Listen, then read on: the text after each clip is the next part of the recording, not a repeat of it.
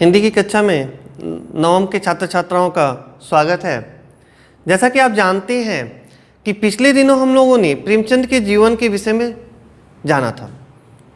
उनका जीवन परिचय पर चर्चा किए थे कि प्रेमचंद का जन्म कहाँ हुआ था, उनकी पारिवारिक स्थिति कैसी थी, शिक्षा दीक्षा कहाँ तक हुई थी, किस पेशे से जुड़े थे, और बाद में उनकी साहित्य रचना, उनके साहित्य लेखन के बारे में हम लोगों ने जाना था।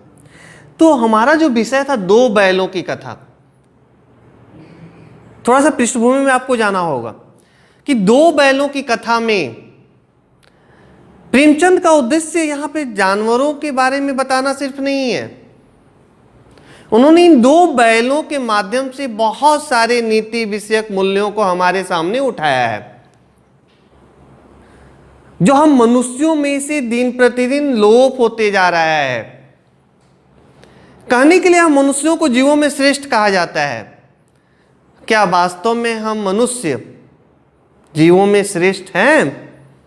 एक बड़ा प्रश्नवाचक चिन्ह प्रेमचंद ने अपनी इस रचना में लगा दिया है। और अगर वास्तविक जीवन की घटनाओं के बारे में भी बात करें तो केरल की घटना से आप लोग भली भांति परिचित होंगे, जो 2-3 दिनों पहले ही घटी है। वहां मनुष्यों के द्वारा ही अनारस में बम लगा कर दे दिया गया था, उसके भीतर बम रख कर दे दिया गया था, जिसके कारण सिर्फ पत्नी की मौत नहीं हुई है, उसके गर्भ में पलने वाले उसके बच्चे की भी मौत हुई है। ये कैसी मानवता है, ये कैसी मनुष्यता है? तो इस पाठ पढ़ने के दौरान आपको यह एहसास हो जाएगा कि प्रेमचंद ने जो मनुष्यों के ऊपर प्रश्न चिन्ह लगा दिया है वो कितना सटीक है, कितना सार्थक है।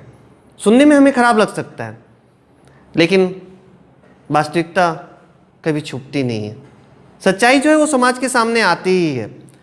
तो पहले थोड़ा सा सारांश में बता दे रहा हूं, फिर विषय पे हम लोग आएंगे कि दो बैलों की कथा के माध्यम से प्रेमचंद ने कृषक समाज और पशुओं के भावात्मक संबंध का वर्णन किया है, जिस पर थोड़ी देर पहले मैं आप लोगों को बता रहा था।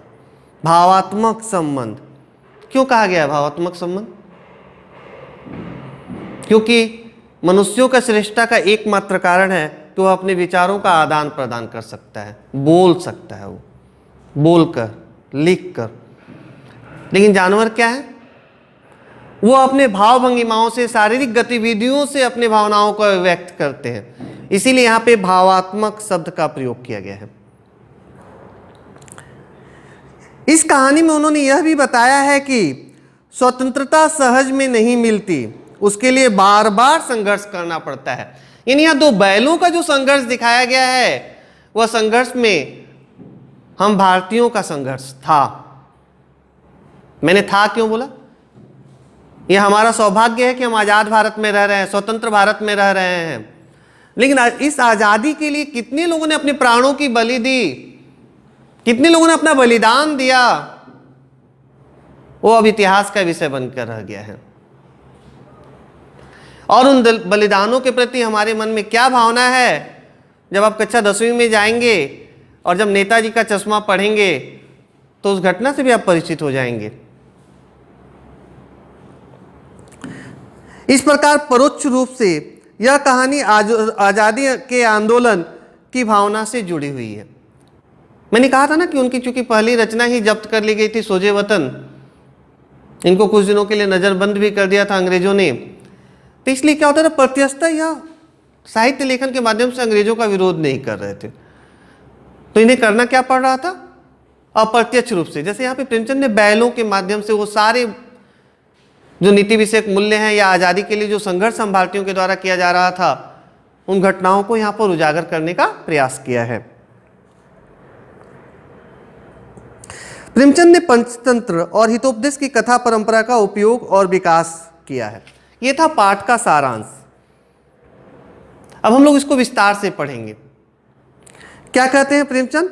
कि जानवरों में गधा सबसे ज्यादा बुद्धिहीन समझा जाता है। सामान्यतः देखा जाता है या हम देखते हैं कि जब किसी को हमें मूर्ख साबित करना रहता है या किसी के ऊपर ज्ञान को लेकर उसकी हमें कोई टिप्पणी करनी रहती है, तो हम क्या कहते हैं? वो पक्का गधा है, माने गधा बना देते हैं। लेकिन जैसे ही आप आगे की घटनाओं में देखेंगे कि प्रेमचंद ने उसे भी हम मनुष्यों से श्रेष्ठ साबित कर दिया है, कि जिसे हमें सबसे ज्यादा निकृष्ट तुच्छ समझते हैं वो गधा भी हमसे श्रेष्ठ है। उसकी तुलना उन्होंने साधुओं और सन्यासियों से कर दी है। क्या कहते हैं? हम जब किसी आदमी को परले दर्जे का बेवकूफ कहना चाहते हैं तो उसे गधा कहते हैं। गधा सचमुच बेवकूफ है।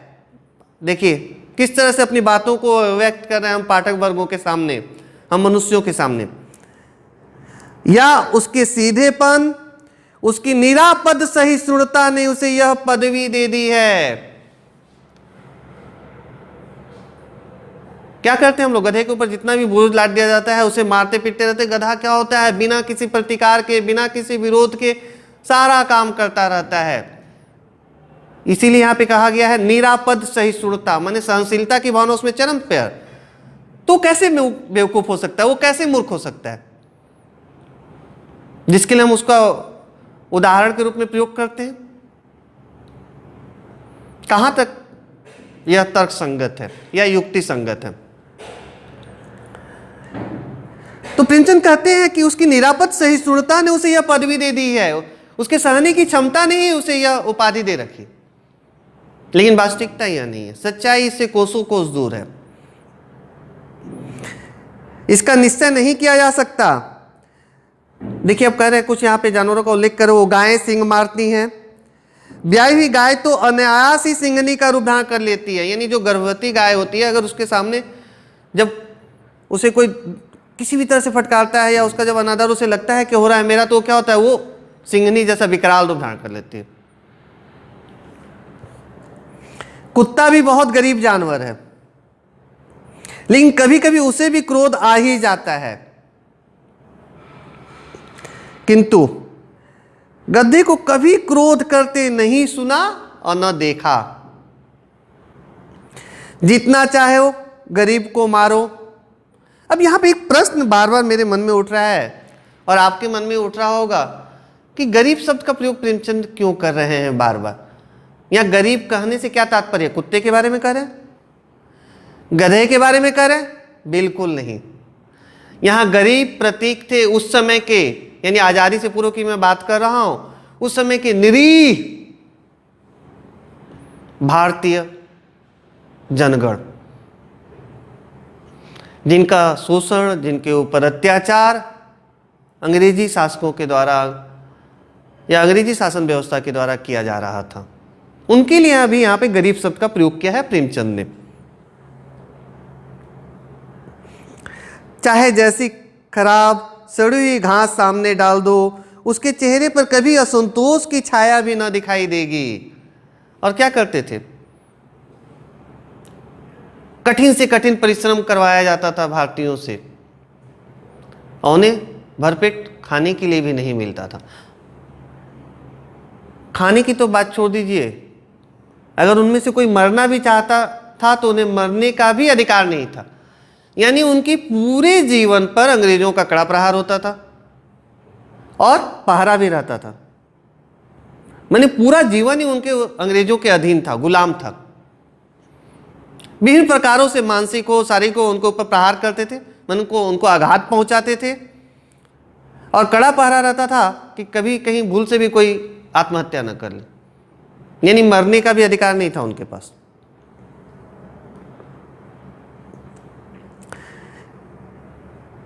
बैसाख में चाहे एक आध बार कुलेल कर लेता हो, मैंने बैसाख के महीने में क्या होता है कि थोड़ा सा गधे में भी उस महीने का असर कहे या जो भी कहे, प्रकृति का नियम कहे, थोड़ा सा कुलेले बने उसको खेलते हुए या थोड़ा सा उछल कूद करते हुए हम गधे को देख सकते हैं। पर हमने तो कभी खुश होते नहीं देखा। लेकिन बोल रहे प्रेमचंद कि हमने कभी उसे खुश होते हुए नहीं देखा। सुना है ऐसा मैंने, लेकिन देखा नहीं है कि था सा वो कुलेले कर रहा हो।